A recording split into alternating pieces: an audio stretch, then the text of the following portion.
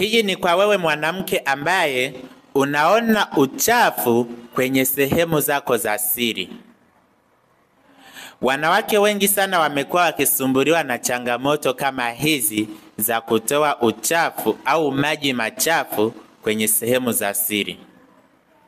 Wengi sana wanatamani kuondokana na hii changamoto na wamejaribu kutumia dozi tofauti tofauti na imekuwa ni ngumu sana.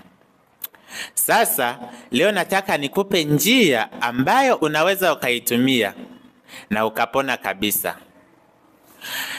Chukua maji vikombe 2 au 3. Chemsha kabisa. Baada ya kuchemsha maji, changanya na karafuu. Tumia vijiko 3 au 5. Baada ya kuchanganya, usinywe. Lakini pia usitumie kama kuoga. Ule mvuke ndio tiba yenyewe.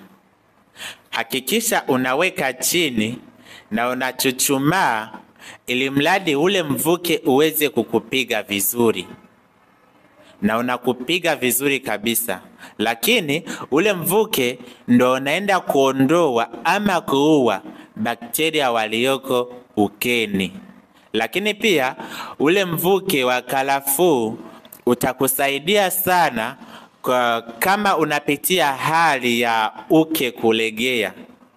Ule mvuke utakusaidia kuwa na uke ambao sio mlegevu. Lakini endapo ukitumia njia hii hapa na usione mafanikio, usiendelee kuhangaika sana. Fahamu kwamba tayari una bakteria wabaya ambao wanashambulia mfuko wa kizazi. Ina maana kwamba wameenda mbali sana kiasi ambacho huwezi kutumia njia yoyote mpaka uweze kuwaondoa. Hakikisha unapata matibabu maalum au matibabu sahihi, na usitumie dozi zenye kemikali, maana ndo zinaenda kukuharibu kabisa. Hakikisha unamuona daktari ili uweze kupata msaada zaidi. Itakusaidia sana.